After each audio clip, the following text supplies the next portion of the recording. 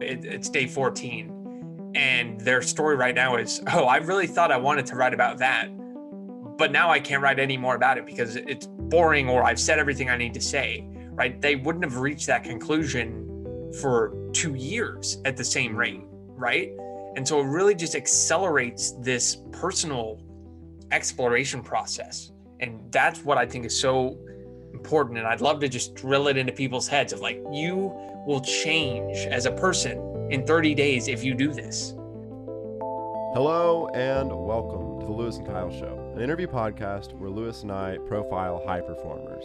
Today we have on Dickie Bush. Dickie is a former Princeton football player, portfolio manager at a large institution, and the founder of a new online community, Ship 30 for 30.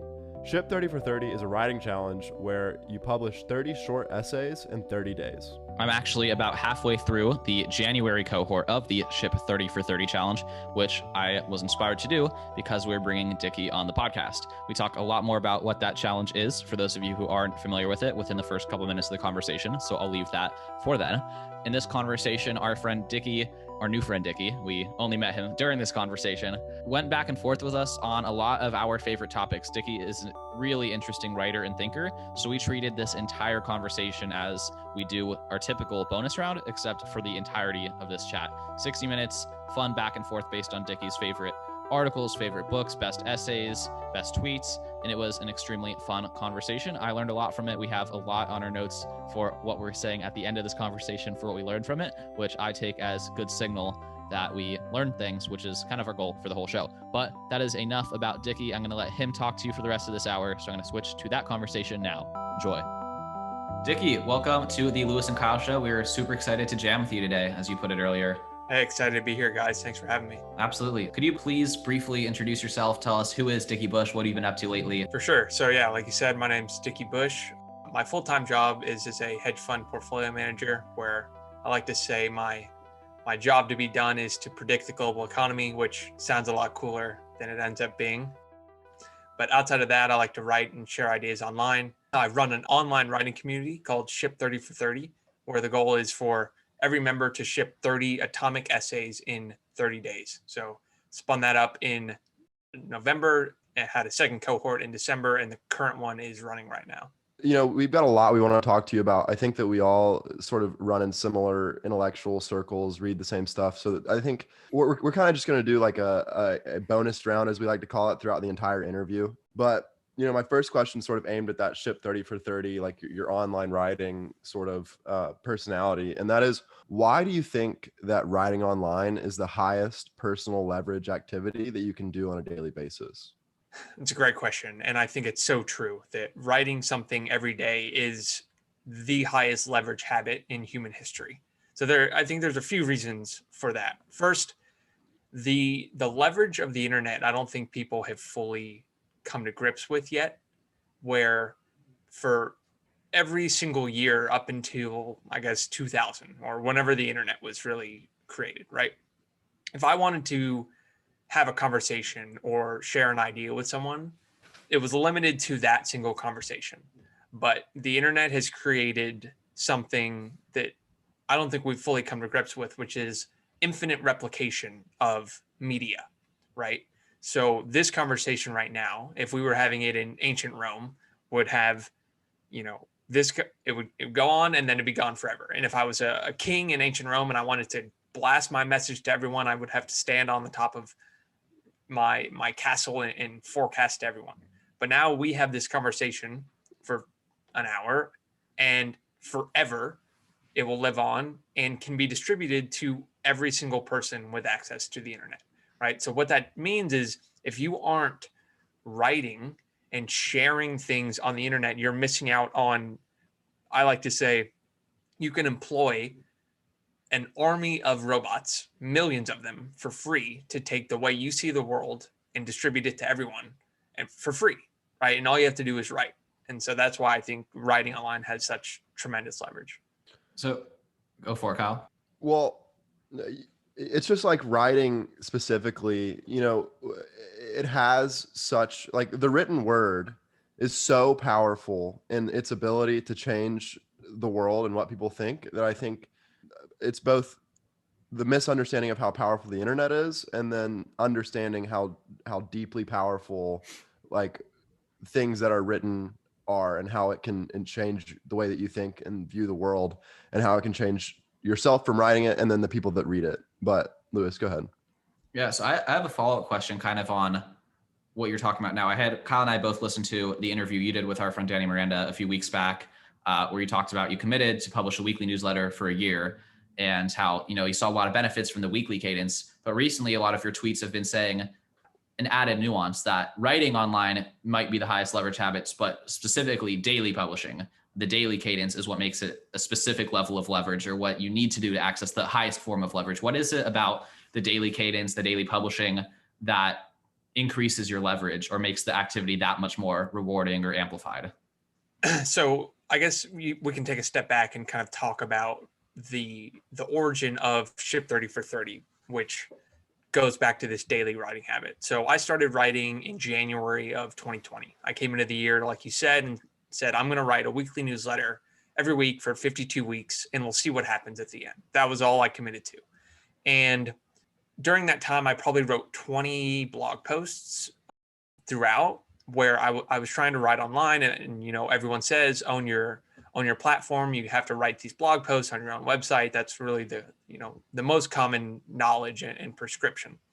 And in November of this year, so I'm 11 months in, and I still didn't feel like I knew exactly what I wanted to write about. And so when I started to think about why, I was missing feedback. And there's this principle that I learned from Jack Butcher called making noise and listening for signal. And the common, advice is you need to find your niche. You need to find your niche. And I still hadn't. And so I was frustrated. And I had so many of these ideas in my head that I felt were too short for blog posts, but too long for tweets. And I knew I needed to explore those ideas to find my niche. And the way I talk about finding your niche is you want to share as many ideas as you can, because it's only by increasing that cadence that you get signal and feedback, right? And so you get feedback from your audience, the people who are reading and listening to your stuff. And then you get feedback from yourself, which is the ideas that resonate with you that are really easy to write about. And so the overlap of those are what you want to double down on.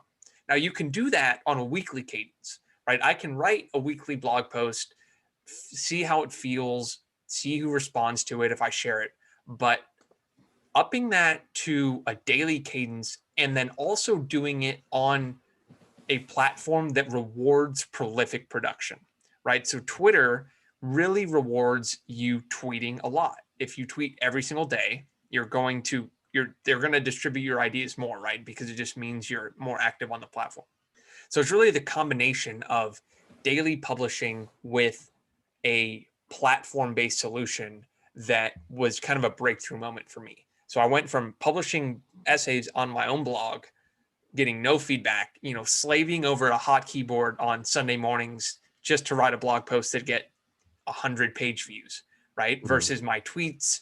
And the best example of this is I think I wrote 20 blog posts, had 16,000 page views in all of 2020 on my personal website, but had over 10 million tweet impressions, right? So you can just see that in the beginning, you want to both leverage these platforms and up your cadence.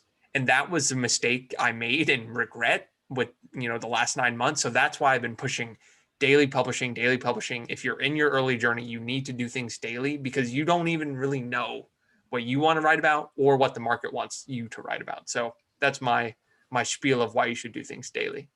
I think that makes a lot of sense. And I actually, a lot of the reason I had started my personal weekly newsletter about 9 weeks ago was I was listening to that interview you did where you talked about why you started yours, and that kind of like pushed me over the edge to start mine. And one thing that I was exploring lately that you can definitely understand as a financial person is if you talk about compounding, right? Like another thing that people don't grasp about the scale of the internet is the power of compounding. And one of the most important factors in like the very basic compound interest formula, like how do you increase the output? You can start with a bigger input. you can increase the percentage that you compound, or you can increase the iteration, the rate of iteration. And the one, you obviously can't change your starting point, and it's hard to change your conversion unless you, like an expert copywriter, have like the best tactics. So the most easily controlled factor for compounding is writing more frequently. So my question for you is kind of a fun one. Out of all of the writing you've done so far, whether the 20 blog posts, 52 newsletters, or I guess an uncountable number of tweets, what would you say so far after about a year, maybe a year plus a month, has been the most exciting personal outcome or personal benefit you've seen from this like level of being prolific and this level of public output? So a couple good ones. I think the first is a personal one, just the clarity of thought, where I like to say writing is thinking, and there's just no better way to understand something than to write about it. So the ultimate forcing function is to have some kind of medium where anything you learn, you write about and share. And so for me, that has become my daily atomic essay, where I say it's a coliseum for the daily battle that is writing and thinking. I get to wake up every morning and explore an idea for 45 minutes. And just the way that changes how you see the world, where, I'm taking notes during this conversation of small ideas I could potentially write about. And so this goes back to the daily cadence, right? The lens changes and everything says, ooh, could I write about this? Could I explore it further? Right. And the compounding, like you said, of just your clearer thinking from doing that consistently is a huge personal benefit. I think another personal benefit is the number of people I have met this year, right? I like to say that the internet has democratized access to friendship, where for forever, right, growing up, your friends were who you grew up with, lived on your street, you went to school with. And so if they didn't really like the same things you did, you were just kind of stuck. But the internet allows you to become a lighthouse for like-minded people by just throwing your ideas out into the world and letting people see, very quickly when someone stumbles upon my Twitter account, they know the things I'm interested in, the way I see the world, right?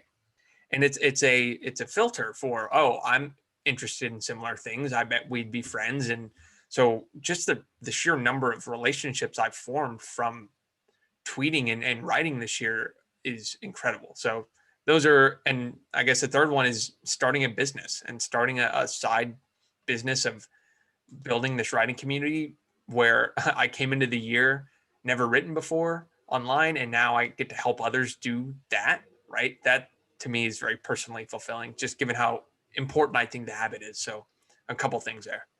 I really, really like the lighthouse for like-minded people framework. I think that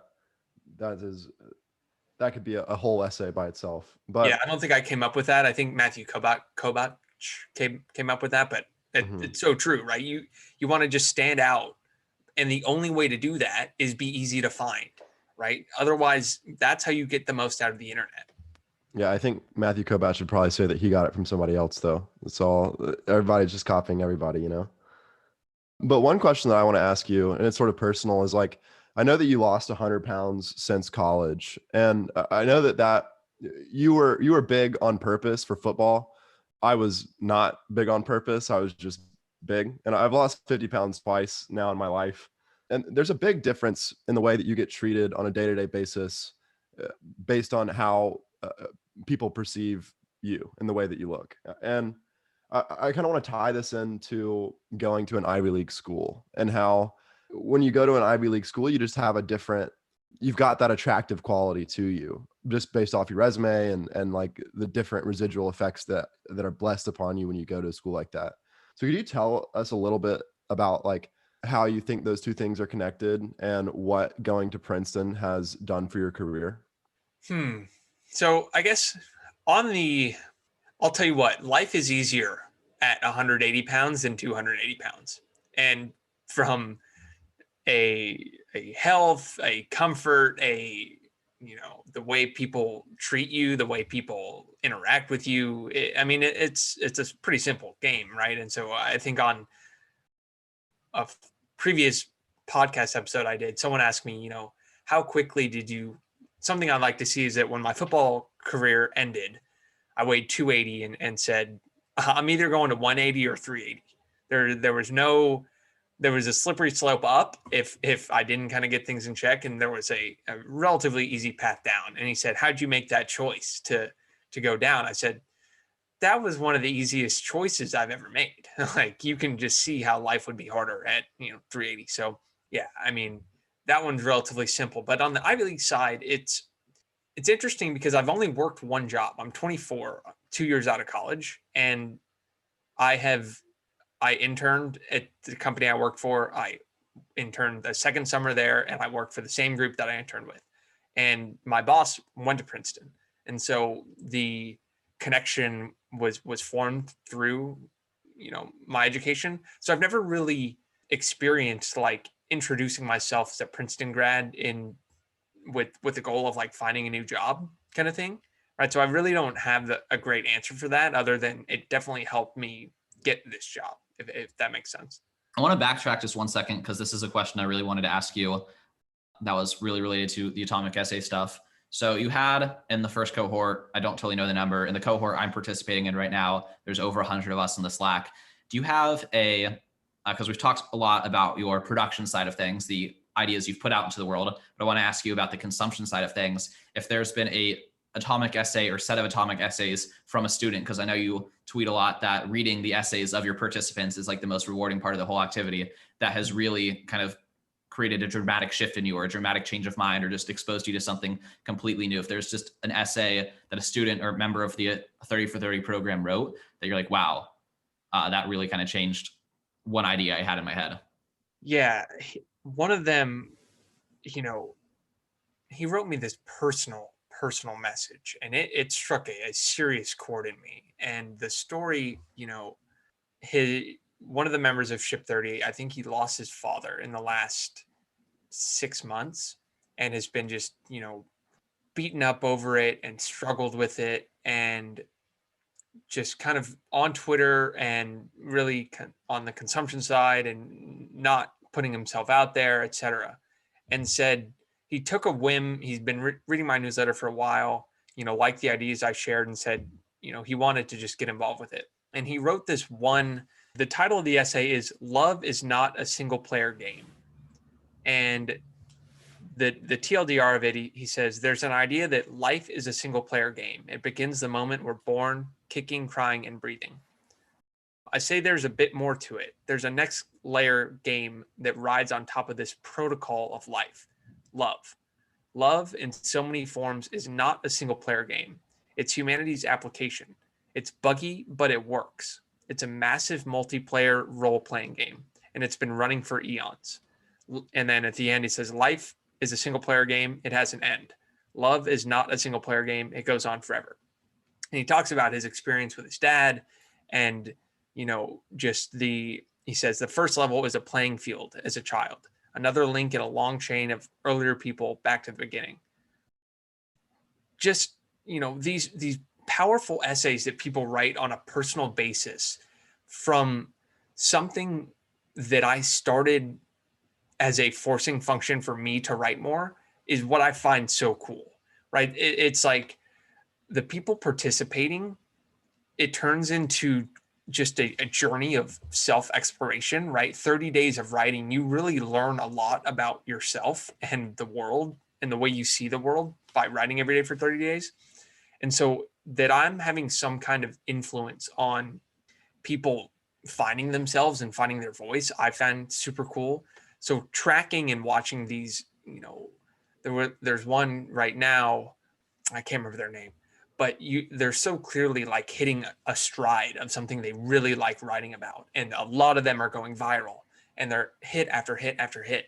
And so that's the coolest part of the whole program for me. I always love those questions that kind of are, I know there's going to be an answer in there. So which one you chose to share, I think that was a great one, and appreciate that. Kyle, did you have a question?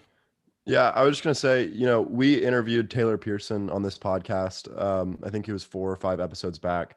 And we talked to him about his butterfly effect and how he wrote this book called The End of Jobs. And it has, affected so many people that one of the people that we had interviewed previously had said that He started his podcast and his business because of this book. And that guy, who's 2 degrees of separation away from Taylor, he has people coming up to him and saying that, this guy's podcast and business changed their life. So it's like just an unfathomable number of people's lives have been changed by this book. Right. And I think that Ship 30 for 30, it's hundreds of people writing every day for 30 days. And each one of those people has a group of people reading that essay, changing them, but also the person writing it and how their thoughts and the way they see the world and the way they, have this new niche and new thing that they care about. It's just really incalculable what kind of effects a group of people that are exploring new ideas every day for 30 days and publishing it can have in the world. Yeah. And what I've been describing Ship 30 as is almost an angel investment seed fund for a lot of future writers, right? So you can see how if a good handful of them have success and say they become New York Times bestsellers, right? They're going to trace their writing habit all the way back to Ship 30 for 30. So it's almost like this program buys equity in a ton of writers at a very early stage, right? And says, wow, if you're able to trace back and we really start to churn out some prolific writers, it's going to be so cool to look back on the alumni network that comes out of people who started in Ship 30 for 30. I think that's one of the coolest draws to content creation. And I mean, this even goes back to the first question we'd asked you today about kind of some of the things about creating content on the internet and how your ideas just get spread so widely. And then the part you didn't bring up that I think is equally powerful is that when someone changes, if you're one of the very first influencers, to use the term influencer generally, to kind of push a person on a path that leads them to like their higher fulfilled version. So like if you're the person that inspires me to finally write online, and then all of a sudden just my life changes dramatically for the better because writing online leads to the business that I start, which leads to making money, which leads to getting married. And then I'm like, Dickie, put me in motion. Like when that happens, people associate a lot of their success with you. And I think that's true for, a lot of these kind of Titan entrepreneurs like Seth Godin, for example, or Tim Ferriss. They wrote their mainstream bestsellers are the first introduction to a lot of these huge ideas for a lot of people. And I wanted to ask you, because I think we share a lot of common influencers and common thought leaders that probably gave us the first nudge to be on kind of the path that led us all to intersecting in this moment. But who would you identify as kind of one of those first online or authors that kind of nudged you to see the world in this way and take the side project internet path and kind of be where you're at now? There's so many that have influenced the way I think, and it's so cool. This goes back to the internet, right? It's like you can assemble this group of mentors who don't know you at all, but have influenced your life in a big way. So I'd say the start would be James Clear, just because of the book Atomic Habits, and I read that 18 months ago, and I probably gifted it 20 times to people now. I think it is a fundamental book. And I don't describe it as a book on habits. I describe it as a book on getting you to do the things you say you're going to do. Because that's at the end of the day, everyone knows what they should be doing on any given day to do things, but most people just don't do those things, right? It's very simple first principles. It's like if you execute, anyone can make a plan that if you execute perfectly, it's going to take you somewhere, right? So this is the kind of book that says, how do you do what you say you're going to do? And so that had a huge impact on me, and just the way that I've operated since reading that book is kind of 0 to 1. And it goes back to, I had to change so many habits after stopping playing football. It was almost like I had to rewrite my life's operating system, because my entire life I was training for one thing, to be as big and as strong as possible. Right. So it was like a full stop and reversal of the way I did things.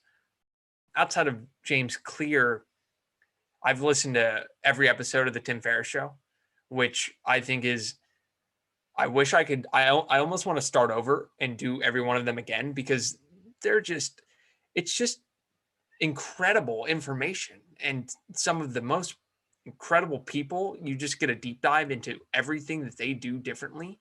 Right. And so sure, there's some survivorship bias to a lot of it, but for that resource to be free, is still just crazy to me, right? The number of things you could learn if you said, I'm going to listen to one of these a day for the next year, you're going to walk away at the end of that year a much better person. So those two guys have had a huge impact on me. I think James Clear has been such a huge answer lately. I'll share a quick story real quick. So I had met this kid for coffee yesterday at our school, and our school gives students the options to do a self-designed major. And he decided to do a major in happiness because kind of like an interesting backstory. But fast forward his senior year now, he's teaching a class on happiness and on habits. And the textbook for that class is Atomic Habits. So it's like a 1 credit, just honors kind of elective where he has students, like you said, anyone can say what they need to do to become the person they want to become or achieve the thing they want to achieve, but they need a framework for how does human psychology work and how does behavior change actually work so that on your worst days, you still adhere to your plan. And so he's actually presenting that book as a resource to students. And like, that's kind of one legitimate, or I'd say like institutionalized way that those ideas are being applied as well. Yeah, that's so cool. Yeah, I wanted to ask you, what votes are you placing for your identity in the future right now? Like, Can you I know explain you're that, doing, Kyle, for people who haven't read the book, like what that means? yeah. So basically, James Clear says that every action that you take is a vote for the identity that you want to see in yourself and that you want to be. So like, going running is a vote toward being a runner. And instead of saying, I want to be, or I want to go run, I want to run outside, you are becoming a runner. And that's a big distinction and difference. So I guess, what are you currently casting votes for? Like, I know riding is one, obviously, jump roping, being fit, but what are some other ones that you're excited about? Yeah, so definitely the first one, writing. I want to be a writer, so I write every day. I think the health and fitness is, I'm someone who prioritizes their health. And so it's the foundation of everything I do is my physical health, because look, I think that needs to be the base of your pyramid. So that means I wake up and do things that compound my health before I do anything else. Right. So those are how I cast votes there. I think another one is I want to be an intentional person. And so something I'm trying to do is stepping back and asking why I'm doing things more often. And so to be a more intentional person means asking why and doing things with a structured reason. I think if you can't at any moment pause what you're doing and say, why am I doing this? You can kind of get caught up in that's really how you stumble down a worse path. Whereas if you're consistently asking why and having a good, clear answer, your results will be more fulfilling. So that's something I'm working on because it's hard, right? So many of the things that I do often, might have just ended up on my to-do list on a recurring fashion a couple months ago. And I've stopped asking why I'm still doing that. And it sometimes means killing your momentum on something that you think is good, but you don't really have that clear of a why to continue doing it. So that's one I'm working on. I like that a lot. So you said that you wake up and you get to cast votes in the direction of your physical health, and I think that that's really important. We usually don't ask about morning routines, but I think that you're probably someone who has a very intentional set routine. So could you walk us through that morning that you have and sort of like the nature of it? I was wanting to say like the sacred nature of it, but just what is it and what do you do? Yeah, I think sacred would be right. And so we can link to it in the show notes, but I wrote a thread on my morning routine, which is one of my most popular ones. And I would say it definitely starts the night before, where I try to get in bed. I try to be reading for the last 45 minutes of every night without any kind of screen time, right? I read on a Kindle Paperwhite, so I guess that's a screen, but there's no light to it. So if I'm doing everything right, I'm getting in bed at 9 o'clock and I wake up at 4:45, 5 o'clock. It's my ideal. Within, the first 90 minutes of my day, I try to have a good chunk of things done. And so I wake up, I hydrate, whatever, brush my teeth, all that stuff. And then I'll do about 5 to 10 minutes of mobility. So really trying to get my body feeling good, foam rolling, anything, kind of taking care of it at that point. From there, I hydrate, get as hydrated as I can. And this has really only been in the last, since I started writing every day and publishing, building that into my morning routine. So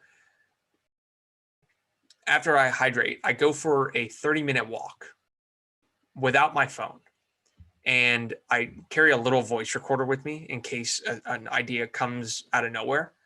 But so I guess before the walk, I'll do like some light exercise, not my full workout of the day, but just try to get my heart rate going a little bit.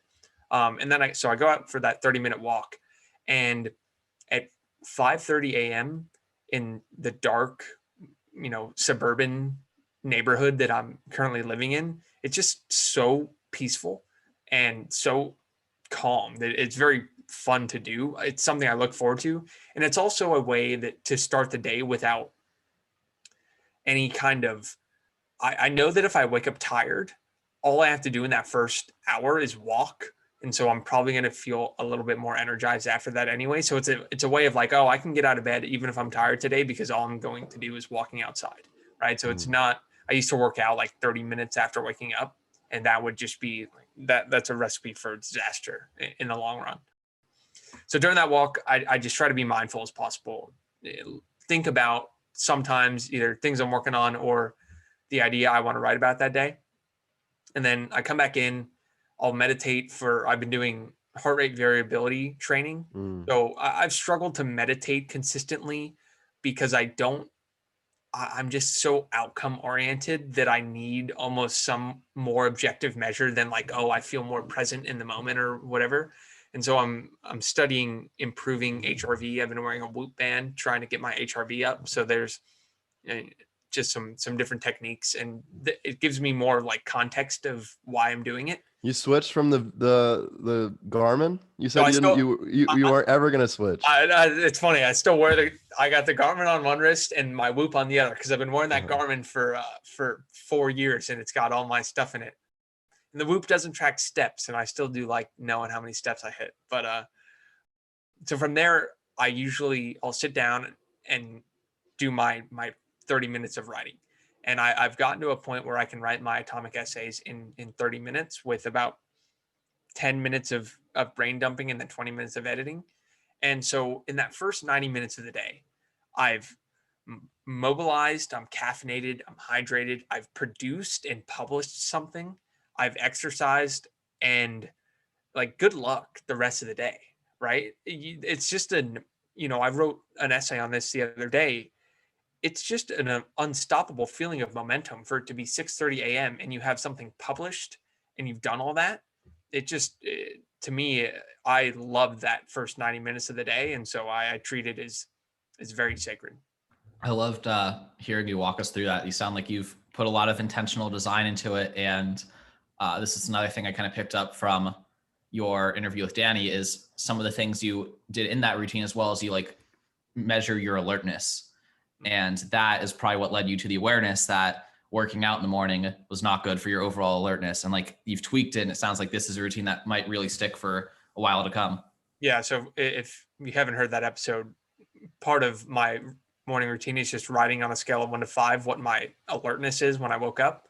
And so the goal is to get that to trend higher, right? So you can start to look if what gets measured gets managed, right? So if I think the goal of anyone should be to wake up and be alert, right? That is like the quality of good quality sleep is you wake up and you're ready to go versus waking up and being in a slog. So that's kind of what I optimize for. And that means waking up with, this is getting super tactical, but I don't use an alarm. I have a dawn simulator, which just brightens up my whole room. Instead of waking up to a shrieking alarm, I wake up kind of naturally to quote unquote the sunlight. But given I like to wake up earlier, I use this. But no, like I never wake up to a shrieking alarm, which means half the battle, because most of those horrible warnings come from that dreaded iPhone alarm banging in your ear when you want to be sleeping for a longer time. So, yeah. I think, Kyle, that should be one of our first goal sponsors for the podcast. We should reach out to a sunrise alarm company. I'm big on the sunrise alarm too. So that could be our first DM. Hey, sunrise alarms. In our recent episode, we just went all in on sunrise alarms. Do you want to sponsor the show? Thanks. It's funny you say that, because on my thread, I actually put my Amazon affiliate link for the Dawn simulator that I recommended, and like 6 or 7 people bought it. And so that was it was There you pretty go. funny. There's some evidence. There you go. There we go. And just throw the word passive income here so we can throw it in the tags and get all the search traffic for Exactly. people searching for passive income podcasts. Perfect. So I have a question about the first step of that routine, which is the night before reading. This is a very specific question. I like to ask people who have read books that I've tried to read, but I haven't been successful at, what their big takeaways were from that book. So if you're familiar with Neil Sini, he is Nat Eliason's co-host. I asked him about The Sovereign Individual because I tried to read that book and I wasn't successful. And he's like really well versed on it because of their podcast. So I was looking through your book notes on your website before this podcast, and you've not just read, but you took notes on every letter from Seneca's Letter from a Stoic, and you gave it a 10 out of 10. So my question is, what was your biggest life change from Seneca's book, whether that's a mindset, a habit, or something else entirely? Here, let me pull up my notes real quick, just so we're looking at the same thing, because I just need to be cued on it almost to talk about it. I'd say for me, I think the reason partly that I haven't successfully read it kind of comes back to the Atomic Habits idea. The copy I bought is in the form factor of like an academic textbook. Like, it's humongous. I'm never going to sit in a chair and read it. And there's just too much friction to opening the book. That's why I haven't. So maybe if I bought an Atomic Habits, like pleasant to use, low friction copy of Seneca, or put it on my Kindle Paperwhite, I would be more inclined to actually read it. And I will say, in your defense, the Kindle is not a screen. It is a display. There's like Cal Newport like geeked out on it on an episode of his podcast where he like explains how Amazon literally invented this display technology where it's not actually pixels. Like, they just change it. So like the screen is static. They just change what it is. It's technically completely different. So Kindle's not screen time. That doesn't sound true. Kindle's not screen time. It's a thing. Like, the way the Kindle is, it's a fresh write an set. essay about it being screen time. It's not blue light. It's not any of that. Assuming it's like one of the Kindles, not like the Kindle Fire. Right. Okay, Lewis. Okay. So Seneca's book was the second of the Stoic texts that I read. And I would say Meditations by Marcus Aurelius had a bigger impact on me, just given how its nature of just the way it was written is like a personal journal. And for someone, the most powerful man in the world, to be thinking the way he did, I just found so cool.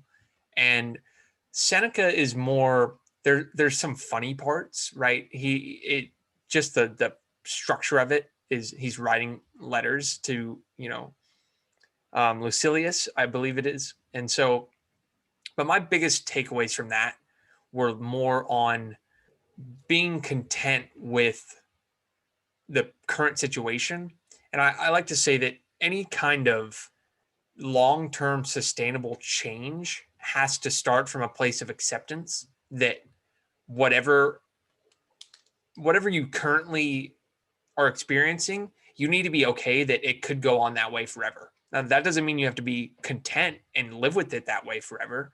But at the same time, I think, as someone who's gone through behavior change and habit change, it can't happen from a place of beating yourself up, right? It can't happen from you're just going to form a bad relationship with yourself in the long run. So everything kind of needs to start with, I'm totally fine if nothing changes because XYZ, but I want to change this for ABC, right? So I think his whole thing on, one of my favorite quotes is, set aside now and then several days during which you will be content with the plainest of food and very little of it, and with rough, coarse clothing, and ask yourself, is this what I so feared? Right? So if you're ambitious and looking to amass more wealth, or you're looking for this, you need to kind of think a little bit deeper about why you want that. And if it's because you're so dissatisfied with what you currently have, it's going to be hard, right? You need to kind of operate from a place of acceptance. And that's one of my favorite quotes. Yeah, that one's straight out of Tim Ferriss's playbook. I've heard that one before. I really like it. It's like the fear setting idea is the whole thing there. It's like how, as bad as you can possibly imagine, like it's really not that bad. You can be happy in those scenarios and in those, and it's really comes down to a choice, whether or not you choose to be happy in those moments. It's like, Kyle, that the summer you worked that job circuit of just dirty jobs, Mm-hmm. like literally like you're moving furniture and like doing how it was. You want to Yeah, I expand on mean, that?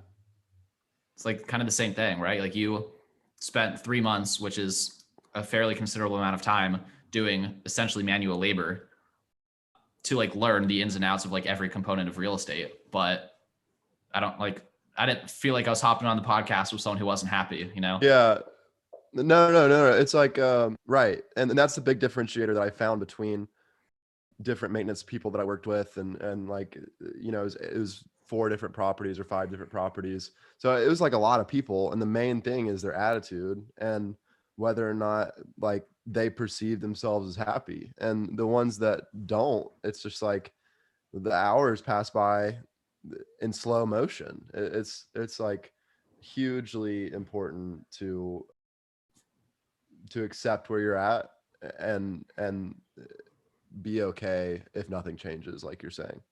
Absolutely. Dickie, I have another question for you. So Seneca was writing to Lucilius, and a popular piece of advice on the internet, and kind of like you said, there's the standard template of advice for people writing online. It's own your domain, own your place on the internet. And another one is to have a specific target avatar, a person that you're writing for.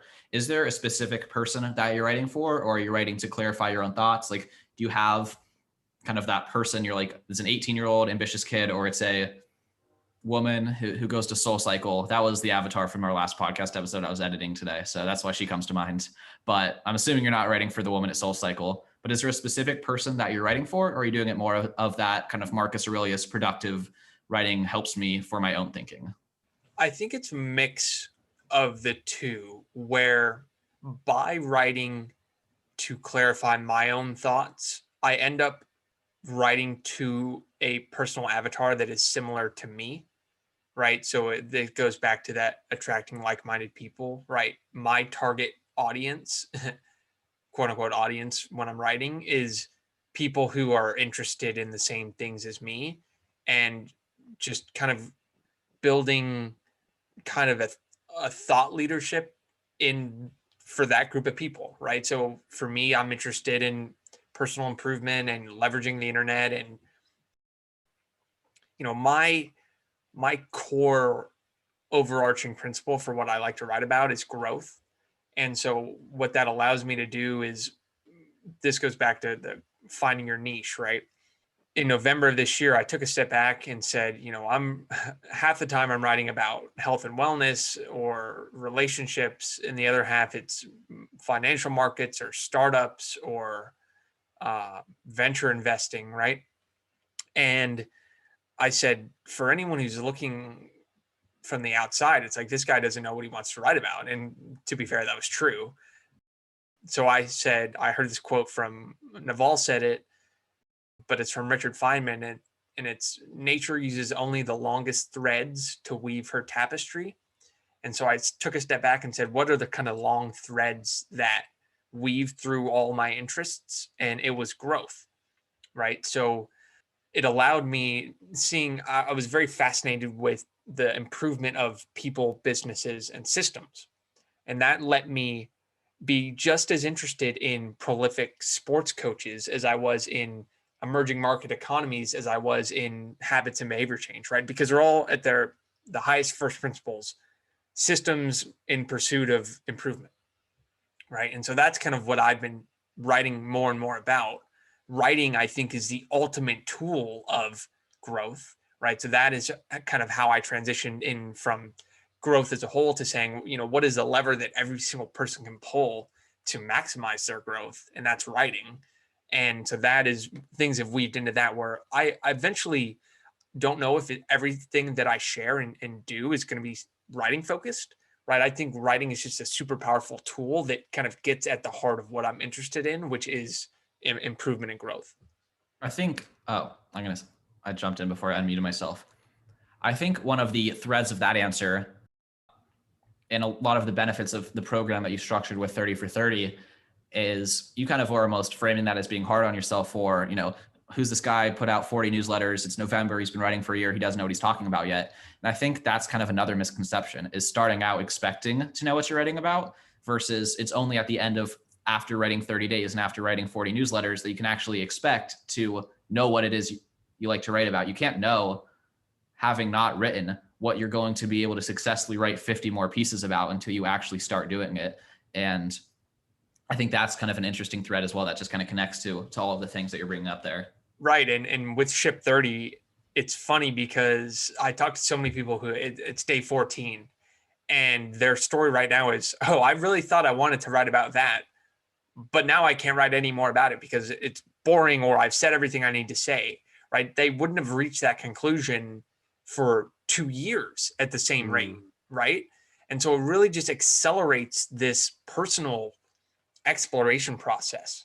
And that's what I think is so important. And I'd love to just drill it into people's heads of like, you will change as a person in 30 days if you do this, right? You will see the world differently. You will find out you've never done that kind of self-exploration that comes from writing and struggling for 30 days like this, right? So I think there's 1,000 benefits to doing it, but the personal exploration is huge too. I think we've almost even observed a lot of that in starting this podcast, where we build it from the start as we're just going to learn about entrepreneurship. So it's like any person that's founded a company, especially a lot of tech companies, we're like, come on the show, we're going to hear your story. And then it was like 6 tech founders back to back to back that are like, there's this problem, I solved it. Then my friends were like, I have that same problem, can I use your software? And then their friends were like, and then we sold the company. I'm like, okay, wow, maybe we've exhausted that. So it's kind of the same principle of like lean entrepreneurship, right? Like fail fast, fail early. It's write fast, write early, exhaust yourself of the topics. And I've had definitely the same experience in Ship 30 for 30. You had this Notion document that's like, what are the 3 words that kind of want to overarching talk about what you want to talk about? And you have us fill that out on day 0. So we have some direction as to what to do. And I just put like some very general things like productivity, minimalism, and like achievement. And I wrote like 1 essay about each of those. I'm like, I really covered a lot of what I wanted to say in those 3 essays. And so now I'm kind of exploring a lot of different topics as well. Yeah, that's so cool to hear. And it's a self-exploration adventure, right? And you'll emerge from 30 days later with a clearer way of thinking. So I've got a question for you, Dickie. You've built this really incredible sort of world for yourself in 2020. And 2020 was a year of the pandemic, with being, it sort of lent itself to you being able to do all these things, like a perfect morning routine because there's nothing else to do. Like your parents, you said, were sort of in a risk category. So you're gonna be at home way more than you would any other time ever. So my question is, like, when the world goes back to normal and there's bars to go to and women to meet, like how willing are you going to be to let some of these like perfect routines go? That, I think, is the $64,000 question, and one I'm going to have to spend an uncomfortable amount of time on, because you're right. Like I've built a system that allows me to work all day on a Saturday and Sunday because there's nothing else to do. Right. So it's going to take some prioritization for sure. And the way you put it of, it's 5:30 on a Saturday and my plans for the night are cooking dinner and then cuddling up with a book. I don't know how much longer I'm going to have that time. But I will say, I don't know if the world goes back to quote unquote normal. I think you've given a lot of people a taste of freedom during this time. And that's a Pandora's box you're going to be very hard pressed to take back. But no, I mean, I could spend 10 hours on how I think behaviors will change on the back of this. And what I like to say is everything that has changed that used to suck, that no longer sucks, is going to stay. And everything that was really fun and we've missed out on, we're going to go back to doing. Right. So in 2022, we're going to crowd ourselves into packed bars and sporting events, but we're also probably going to work from home a lot. Right. So the good things are going to stay around. The bad things are going to go away. So I don't think it's going to be everything a wholesale reversal, but no, that that's a question that I'm putting off answering because I don't want to have to face what I'm going to have to think about. Yeah, I love that. And I think, you're not the only one that's facing that question. But that plays well into sort of one big question I wanted to ask you, which is like I'm a finance major at Alabama, and I've got pretty whenever someone starts to talk about risk and the probabilities of a return and like the most likely or least likely, it's just like, to me, I hear that, I hear BS, because no one knows what the future is going to look like. No one has like, you can look at what's happened in the past, but in every stock analyst says, past performance isn't a predictor of the future, and that's just true. So as a your job being a portfolio manager, like how do you feel about that? You say you have to predict, your job is to predict the future, but in my opinion, the future is unpredictable. So here's how I like to summarize success in finance or investing, where no one knows what the future is going to hold, but investors have a consensus on what they think will hold, right? So no one knows what's going to happen, but you do know what everyone else thinks is going to happen, which bakes itself into the price of anything that you're investing in, right? Inherent in the price of anything is the current consensus of that thing. And so success as an investor isn't about predicting the future. It's about being a professional observer of consensus and questioning how that is going to change. Money is made very simply in finance. It is, you come to an opinion that is different than the consensus, you position for that position to do well when consensus moves towards that position, and then it actually has to happen, right? And so that's what's so difficult, is the wisdom of the crowd is usually correct or relatively correct. And so making money is very hard. You have to think and see, like if you read everything that everyone else is reading and you look at everything that everyone else is looking at, you're going to arrive at the same conclusion, which is already in the price, right? So that's what I love about investing, is the ones who think clear and come to better conclusions relative to everyone else are the ones who reap all the rewards, right? So I wouldn't say that no one can predict the future, but you can predict how the future could change relative to what everyone else is expecting, right? So when you start from that baseline of, oh, everyone thinks X is going to happen. Well, what if something happens that they're not looking at? What then occurs, right? And so that's what's so fun about the game. I was trying to follow that pretty deeply there for a second. That was a really interesting kind of, again, first principles type framing of like where you're thinking. And I think you proved to us that if we wanted to scrap this whole podcast and do one just about thinking in abstract terms and being a contrarian and investing in patterns and trends, it would have been a worthwhile conversation as well. That's one of those clips I'm going to re-listen to fully make sure I understand. But I want to go back to something that it was kind of an interesting connection that came up when you were talking about, the world coming back to normal in some ways and not in others, is just the parallel between a question I already had on my pad and the way you're explaining that really is something I wanted to ask about. How COVID accelerated changes that were going to take 10 years into 6 months, such as the transition to remote work, which was already happening, but was probably on the 10-year plan, not the 6-month plan, until all of a sudden, like, it got fast tracked. And you had this blog post on your website about like 22 reflection questions that you come back to. And one of them just followed that exact same framework. So I just wanted to bring it up, was how can I compress my 10-year goals into 6-month goals? And I wanted to ask you why that question comes into your reflection habits, kind of some of the things that have happened in your life by asking that question. And if you think it's a productive question, because I think I've, to be honest, thought about that too much, where it's almost put pressure on myself to like achieve 10-year level results in a 6-month time frame, which has almost led to counterproductive results. So what's been your experience and backstory with that question? Yeah, so I'll go two things with that. The first is COVID has accelerated 10 years of change, of an exponentially increasing event, right? So I think Tim Urban has done the math on this, of what it actually looks like where when you pull forward an exponentially increasing event by 10 years, the chart, people think, oh, you increased it linearly, but 10 years of exponential growth pulled forward, you can't grasp how much vertical y-axis there is on that graph. So we'll link to that because I think it's very hard to visualize unless you see it, but it's one of the cooler things. It's like, whoa, that makes a ton of sense. And that's why I'm so fascinated with the internet right now, is because of that pull forward. But anyway, that's more of a tangent.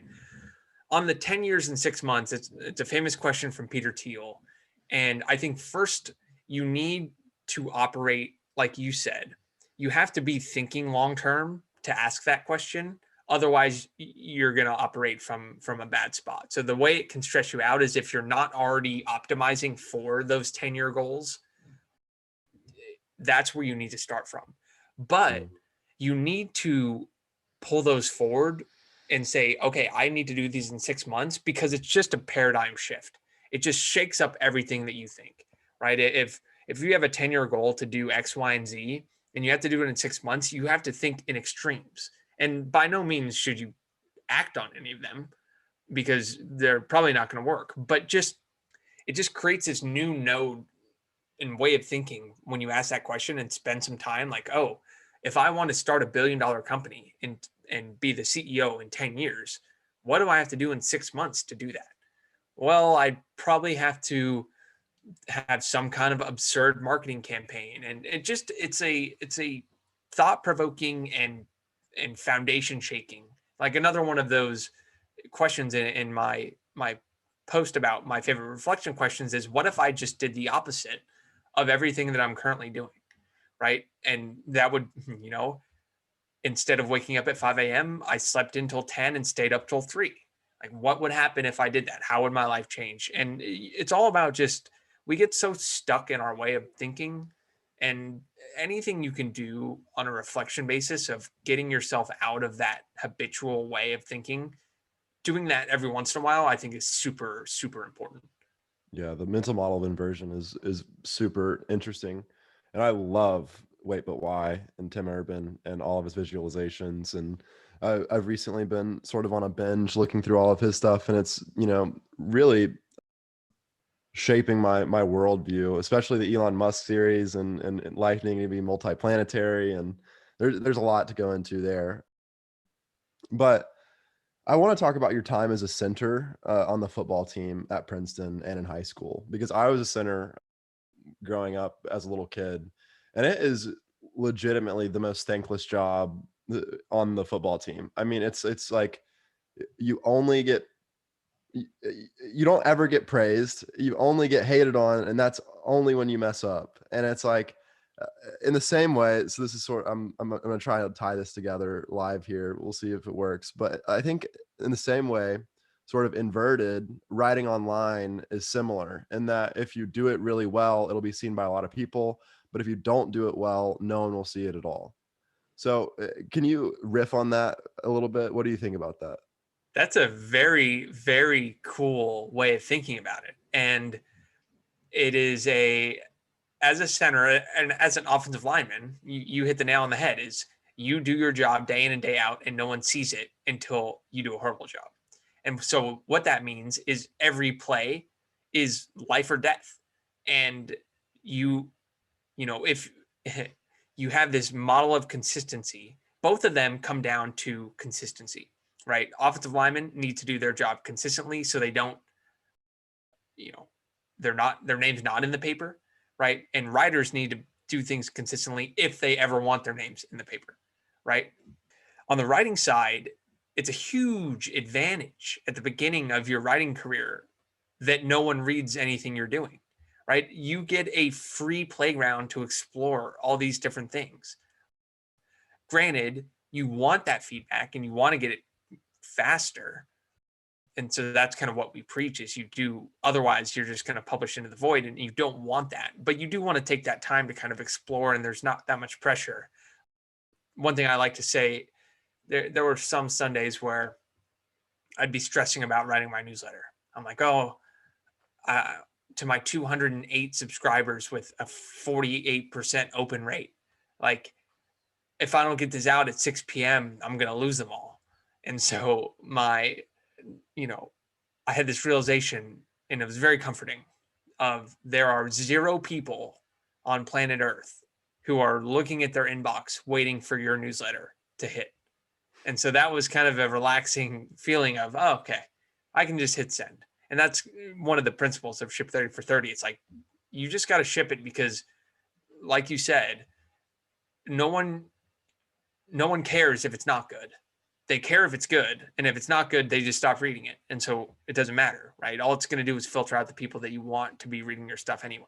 So that's a very interesting parallel that I kind of want to explore further, because, right, that's a cool connection. If you really want to go crazy with it. Essay.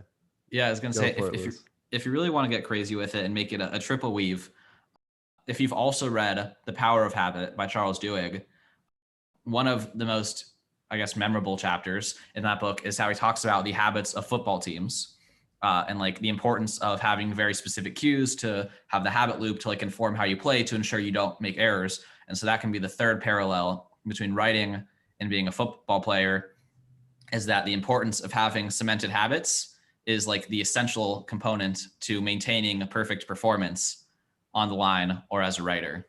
Yeah. Talk about personal avatars. We're hitting on everything that makes me up right now. I love it.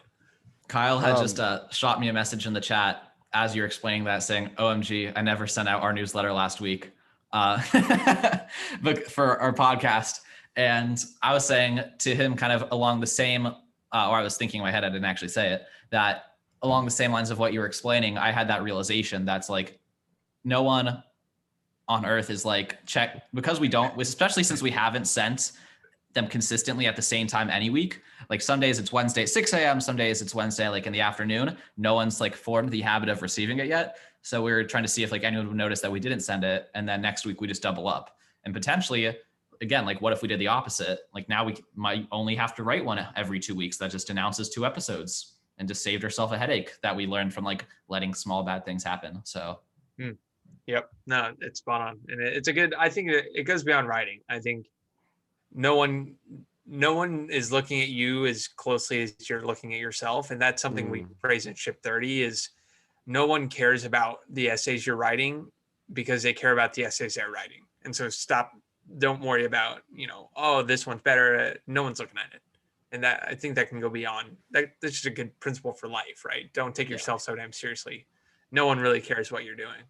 I learned that early on in like the 8th grade. There's a senior who was mad at me for something that I did, and I stayed up all night. My heart was racing. Like I was worried he was going to beat me up in the parking lot. And the next day, it's like he never thought about me last night. Like why would I spend this energy thinking about how I'm going to respond in all these different possible scenarios? And that really cemented me early on just how little other people think about what you're doing. And I love that. I think it's really freeing. I think one of the biggest lessons that you and I have been trying to learn from the podcast and trying to teach from the podcast, that's come from the podcast, is the attribution fallacy. Like what you're saying about people maybe getting upset that they're not getting high engagement from other shippers in the Ship 30 for 30 Slack is because everyone, myself included, right? Like everyone's trying to squeeze into their already busy lives an additional 45 minutes of like a really creative project. I've not read that many other people's stuff, not because I'm not interested and not because I know there aren't amazing people in the group. I'm just stressed. I just have stuff going on, and that's where everyone else is. And that applies to writing online. It's people aren't saying your work's terrible. They're just not reading it because there's literally so much stuff online. And I think like that is one of the essential ego changes you have to overcome. No, it's not about you. Like these things that we take personally, people not replying to your invitations to come on the podcast, they're just busy. They didn't even read it. They read it, they opened it. Then their kid interrupted them and they never checked it again because there's not read receipts for messages. Like all these things kind of that we let upset us, shouldn't upset us if we actually just think in the broader context. That was kind of just a monologue. No, amen. I think it's exactly right. So one question I have for you, this is something I kind of struggle with, is you brought this up earlier that when you're a writer, and especially when you have the daily cadence, all of a sudden there's a pressure to come up with something moderately interesting to say every day. But I have a question for you about one, like, what is it that you do purely for fun? Because it kind of seems like we all have those like workaholic tendencies where it's like my projects are my fun, but it's like everyone else sees it as like this is work, that's work, everything's work.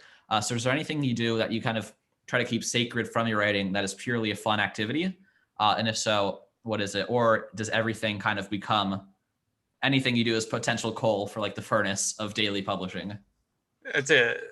My mom will say she would agree that I don't do enough things just for fun because everything kind of turns into, ooh, how could I share this? How could I? And I think it's an interesting pressure when you start to kind of build an audience to have like consistently put out thoughtful things.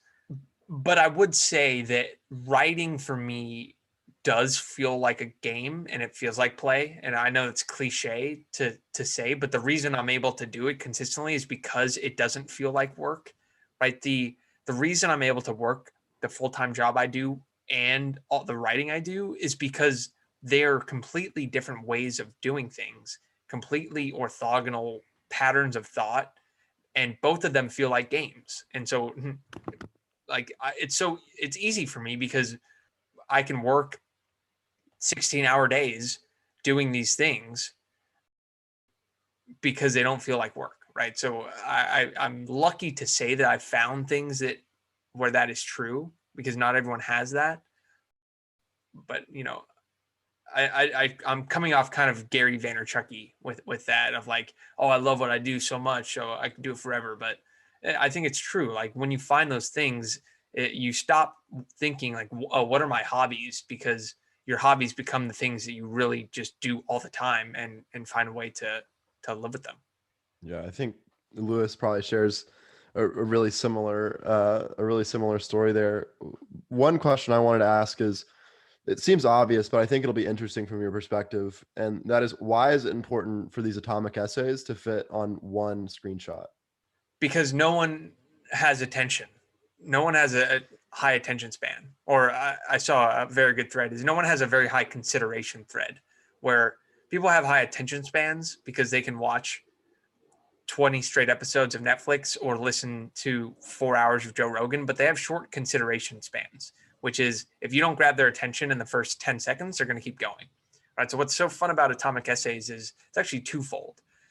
When you share them on Twitter, your goal is first, it's like sending an email.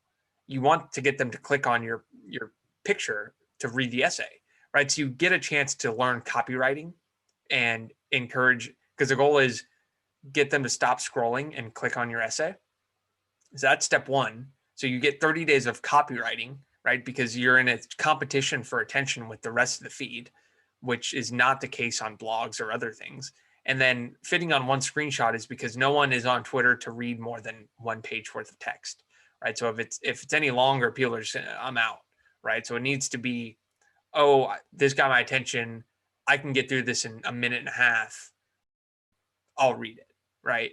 And so that's why we stress that. And it's just kind of a aesthetic. I think it looks good. Mm-hmm. No, I think that distinction you drew there is something that so many people don't realize, because that's almost become a pet peeve of mine is everyone says we have no attention span, and the people we say have no attention span spend hours undistracted giving their sole attention to one thing, which is Netflix, or like it's just people have that framing of it. That might be my atomic essay consideration span. There we go. But I have a question for you. I've been using this in the last couple of interviews now as the final question. That is, you've had seems like a very successful 2 years being out of school. So a lot of that has to do with, I think you read Atomic Habits and let it change your life and did the execution work required to see that outcome. But if you could give one piece of advice to yourself, just graduating college based on the, productive 2 years that you've had, what would that one piece of advice be? It's easy. It's look for the things you want to do, the skills you want to build, the habits you want to form, the impacts you want to have, and then find a way to have some kind of public forcing function to learn those skills and build those habits, right? So my newsletter I was reading and learning all these things, and the notes I was taking would be half scribbled in, the back of a Notion page every week. And so I wasn't really internalizing what I wanted to do, right? So I started a newsletter where the forcing function was to share and clarify those ideas, right? So it was very easy to do. I started a newsletter within my company where I summarize the biggest financial market events of the week. And that was a forcing function for me to think clearer about the markets. I started this Ship 30 for 30 really came from I knew that there was no way I was going to write every day for 30 days without some kind of community or accountability, right? So I built that, right? So every piece of success have had of building a skill or a business or learning something has been creating a system where it's inevitable that I build that skill. And so I call this just in time versus just in case, where anything you want to do, if you're doing it of, oh, I'm gathering a bunch of books to learn more about this skill, just in case it serves me in the future, you're not going to learn it. It's like taking a college exam that is pass fail with no final, right? You're going to convince yourself that you're building that skill or learning that thing. But if you put, like, you could read 10 books on copywriting, or you could build a product, and right when you need to write a landing page for that product, you do it, right? So it's just in time learning versus just in case. And it goes back to building that forcing function. I really like that. And to go from looking back to looking forward, and to ask you the last question, we talked a little bit about how you can set 10-year goals and then look at how you could accomplish them in 6 months. But for you, what are some of your 10-year goals today? So I'll start with, I guess it's 21 year goals right now, 22. So I'm going to bring an NBA team to Tampa by the time I'm 45. That's my X year goal. So whatever that comes out to, I'm 24 right now. So 21, I set that goal when I was 22 and a half. So directly, it was actually on my halfway to 45 birthday. I set that goal. And so that is kind of my North Star. And I love telling people that, because you get two reactions. You get kind of someone who says, hell yeah, that's awesome. Here's what you should do, X, Y, Z. And you have some people that kind of laugh, and you want to spend less time around the people that laugh and more time about the people that get inspired by that. And so really 10-year goals are just kind of build towards that. And that means, I love that. Writing and everything that I think is foundational, continuing to learn, continuing to build relationships, all those, that are going to get me there. So I don't have too clear of 10-year goals, but I know where I'm going. I know where I'm at, and I know the next 12 weeks of goals, right? So that's really my feedback loops. I know where I'm at, and I brutally accept whatever the truth is of where I'm at. I set quarterly goals for the next 12 weeks, sprint, get those done, and then reevaluate. So that's Well, where we're I at. know Lewis and I would want to be minority owners in a sports team. So hit us up, and I guess, I don't know how old you are, 24, 20 years. So 2020, 2043, somewhere around there. We'll be on that. I think 2043, the Tampa Bay Wave. So on or before then, Tampa Bay like Wave, it. hashtag ride the wave. I got I'm in. I don't want to speak for clarity. Lewis, but I think, to wrap this up, like, Tampa as a city is going to benefit a lot from the hype that Miami's getting, in sort of the same way that I think that Dallas is going to benefit really heavily from what's happening in Austin. And like, it's going to be a really interesting 20 years. I'd bet on you, man. So thank you very much for coming on and for sharing with us and chatting with us about 30 for 30 and your ideas, and keep crushing it. Hey, thanks for having me, guys. And I think what you guys are doing, I wish I would have started a podcast when I was in college, and just you get a way to interact with people and learn from them. I think it's so cool what you guys are doing. So keep doing that as well. Thank you so man. much. Where would you want us to direct our listeners if they want to read more Dickie Bush? So I spend way too much time on Twitter, and that's at Dickie Bush, DickieBush. If you want to learn more about Ship 30 for 30, you can go to Ship 30, FOR30.com. So I'm sure all these notes will be, and if you want my weekly newsletter, it's dickiebush.substack.com. So you can go there to learn how businesses, people, and systems improve. But all over the internet, spend too much time there. So you can find me just about anywhere. Well, this has been a great time. Thank you so much for coming on with us. No problem, guys. And that wraps up our conversation with Dickie Bush. I really enjoyed this one, and I've got a few different takeaways that I'm going to share with you all. So my first one was when he was talking about his big goal. Like, you know, we asked him, what do you want to be in 15 years? And he says, immediately, without skipping a beat, I'm going to bring an NBA team to Tampa. And he sort of waited and watched what we did. And then he shared with us that when he shares that with people, he always waits to see the reaction in order to kind of gauge whether or not he should spend more time with them. And I thought that was really funny. You know, if people laugh at that, then he's like, okay, well, I guess we're not going to spend much time together. But, you know, I believe in him, and I think that it's a really cool thing to have such a big goal out there in the future. The next is, you know, we asked him about life after COVID, and he's built this really incredible system and routine for himself in this time where solitude is kind of endorsed by the macro things that we're all going through, and what it's going to look like when he goes back to New York and kind of has to go out and be friends with people. And he says, you know, that's the big question right now, and he is going to figure it out as that comes, but that he wouldn't trade what he's gotten out of this period for anything. And then the next, you know, one of the mental models I like to use, or maybe it's not a mental model, but I really like thinking about cities as stocks, and how, like, for example, you've got Austin and Dallas. And I think that with all the growth that Austin is having, like, Austin's a growth stock and Dallas would be a value stock. And that a lot of the value that comes from Austin will flow to Dallas in the long term. And for the first time during this conversation, I kind of thought about Tampa in that same way, with all the growth that's happening in Miami. I think that a lot of the value that comes to Miami will eventually flow to Tampa, and it'll be a really good thing for that city. And then the next is, you know, we talk a lot about personal leverage on this podcast, and personal leverage comes from habits. And it's like, okay, well, the logical extreme of that is what habit has the highest personal leverage? And after talking to Dickie, I think it's writing. I mean, and we talk about that pretty quickly in the interview. And I think I said, like, the power of the written word is really underestimated today. But, you know, I think that it'll only continue to be extremely powerful. It's like, you know, there are a lot of reasons for that. And then finally, the butterfly effect of Ship 30 for 30 and what this is going to do for the people that participate in it, you know, for years to come. It's just like, you build this habit of shipping, and it affects the people that read it, it affects the person that wrote it. And when you put that many nodes into a big network, like, you can't help but affect so many people.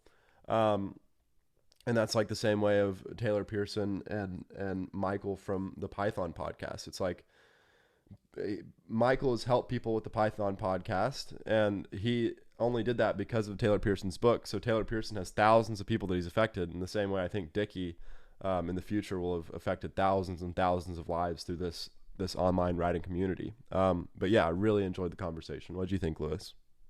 Yeah, I didn't have the butterfly effect in my takeaways, but just want to reiterate. I mean, if he has every month, foreseeably, if he runs this challenge for a whole year and he averages 200 people that are putting out 30 essays, that's like 600 essays. You know, there's a lot of sharing. And you're missing the second and third order of the consequences of the consequences. So if I write an essay telling people to, you know, not use their phones when on their own buses, so they look up and enjoy the world, and people read that and start doing that and start like, you know, that's just viral spread of ideas. And he's setting that in motion with a bare minimum of like 600 essays a month that wouldn't have been written had he not created the challenge and come up with forcing functions and accountability. But I just want to start by saying that Dickie is really in an admirable position for like where I would like to see myself within a few years of graduating. He's running a profitable community. He's growing his following through his writing. And he's, like we've said, inspiring and helping a lot of people. And I don't have the clearest picture. I don't have the, you know, bring an NBA team to Tampa by 2045 level of clarity about specific future goals. But I definitely have the desire to run a profitable company that inspires and helps a lot of other people and is based on the fact that I write and think. So he was a really direct role model, and I'm glad that we now have a line of communication with him based on the fact that we put together this podcast. But on the point I was just saying about how at a bare minimum, because of the challenge and because people pay him between $100 and $200 to commit to publishing 30 essays within a month, he's holding them accountable, which was my first takeaway. I've kind of liked that we've asked in the past couple of interviews the open-ended, if you just have one piece of parting advice, what would it be question, because it's gives a good chance for what they view as one of their most important ideas that we didn't get to bring up. And so that question is really powerful, because when people have something prepared for it, that means they've put a lot of thought, and it's probably a piece of good advice. So Dickie's answer to that very last question was his one piece of advice would be forcing functions and public accountability. So we pretty much all know what it is that we need to do, right? None of us don't know what it would take to achieve the goals we set for ourselves, especially when it comes to side projects. So if I know for a fact, and this is made up, that I need to learn Spanish, but my job's not forcing me to do it, my friends aren't forcing me to do it, it's probably not going to happen, because on bad days you lose your enthusiasm for it, and then a couple of missed days in a row and you just eventually quit. So on the things that you know are important to you to get done, the most important thing is some commitment device, some level of telling a friend, if I don't do this, hold me accountable to pay, donate money to a charity that I hate, or like the opposing party's political campaign. You need to construct those systems if you want to get serious about making progress in areas that you are serious in making progress about. So that's what stuck out most to me, and that's why I spent a lot of time just explaining it. A couple other simpler takeaways. We asked about, in the very beginning of the conversation, the importance of writing daily, not just writing online, not just writing often, but the daily publishing cadence. And I think the important takeaways there is kind of like the lean startup, but writing is applied, because it's about getting feedback as early as possible and with as little effort as possible. So you don't want to have to write 10,000 words about sobriety to see if people resonate with that idea. You can put out a mini essay to Twitter, sub communities on Reddit, specific friends that you think would enjoy it. And if they don't like your short piece on it, it's good that you learned that without putting in the effort, and it lets you test a lot more ideas and potentially have a lot more impact. So the framework he talks about is, make a lot of noise and listen for the signal, which I think is really valuable, and making your essays smaller and calling them atomic is really helpful for that. I like his morning routine, especially with silent outdoor exercise. I've been doing that a lot since we did this conversation. I'm not as disciplined as Dickie in the sense that I do the same 2-hour exercise routine on the weekends as well. But on my weekdays, I've been enjoying waking up, either taking a light run, light bike ride, then doing my Ship 30 for 30 writing. It's been a great rhythm, for a lot of peace. And like he was saying, if you hit 8 a.m. and you've already exercised for 30 minutes, already published a piece of content, already focused for an hour, like your day is just going to go really, really well. I like his recurring reflection questions. I would encourage people to go on his website and look up his reflection questions. That's the article that inspired the question about how do I achieve my 10-year goals in the next 6 months? And there's a lot of other great questions on that article that I would recommend checking out. And that's really my other takeaway is just Dickie's a great writer. He's a great thinker. And I would encourage anyone who enjoyed this conversation to spend some time, an afternoon, evening, weekend on his website, reading his work and thinking about the things he encourages you to think about. So that is all I have to say for this conversation. As you can tell by the fact that Kyle and myself had especially long rambles about what we learned from it. We really got a lot out of it, and we hope that you did as well. If you want to support the Lewis and Kyle Show, give us feedback, anything like that, you can reach us by leaving a rating or review on Apple iTunes, letting us know what you thought about the show. You can also reach out to our social media accounts for the Lewis and Kyle Show on Twitter, Instagram, LinkedIn. We check those inboxes often enough where we will reply to you. Otherwise, check out another episode in the feed, and we have a lot of great conversations, not just one with Dickie, but a lot of really great ones we've had in the past couple weeks, and I would encourage you to check those out. That is all we have for you in this episode, and check back here in a week for the next one. Thanks so much.